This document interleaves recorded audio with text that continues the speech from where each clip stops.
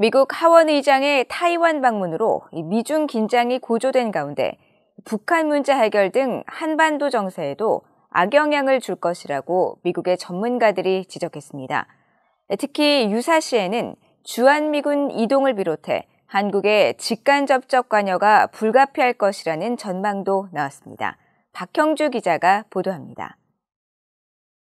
제임스 줌월트 전 국무부 동아태 담당 부차관보는 2일 VOA에 인도태평양 지역의 모든 나라들이 타이완을 둘러싼 미중 갈등이 고조되는 상황을 우려할 것이라고 지적했습니다.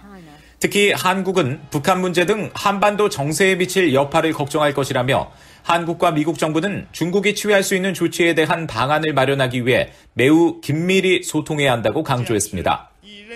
In order to make progress in reducing the threat from North Korea, it will require China and the United States to work together because both of us have interests at stake in maintaining peace on the peninsula.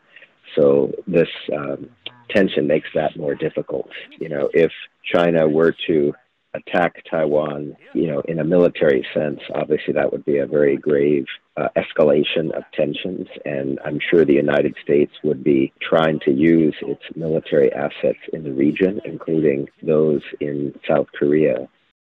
브루킹스 연구소의 앤드류 여 한국 담당 석자는 낸시 펠로시 미국 하원 의장의 타이완 방문으로 미중 갈등이 심화하면 한국도 직간접적 영향을 받을 것으로 내다봤습니다. 그러면서 한국은 어떤 수준으로든 지원에 나서지 않을 수 없을 것이며 위기 상황에서 미국은 한국의 직간접적 군사 지원을 원할 것이라고 말했습니다. 특히 위기 상황에서 한국은 조심스럽게 움직이겠지만 실제 충돌이 일어나고 괌과 오키나와의 병력 이상의 추가 미군이 필요할 경우 한국은 주한미군을 타이완 해협에 파병할 수 있도록 하는 전략적 유연성을 허용해야 한다는 것입니다. 지난 5월 미한 정상회담에 관여했던 크리스토퍼 존스턴 전 백악관 국가안보회의 동아시아 국장은 아시아 순방 당시 바이든 행정부는 타이완 유사시 상황 등에 대해 한국, 일본과 광범위하게 논의했다고 설명했습니다. We of course discussed the regional situation, both the regional situation in terms of North Korea and in terms of the wider region. And that's reflected in the joint statements that we issue. So in the last joint statement that President Biden and President Yoon issued in late May, there is language referring to peace and stability in the Taiwan Strait. So that reflects the fact that the two leaders and other leaders in the government talk about that issue.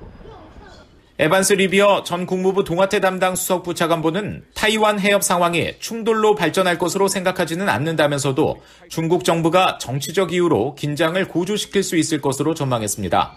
그러면서 지금은 한국을 비롯한 모든 동아시아 국가들이 차분하게 협의하고 중국의 주변 국가들이 타이완에 대한 중국 정부의 악의적 의도를 이해하는 것이 중요하다고 강조했습니다. VOA 뉴스 박형주입니다.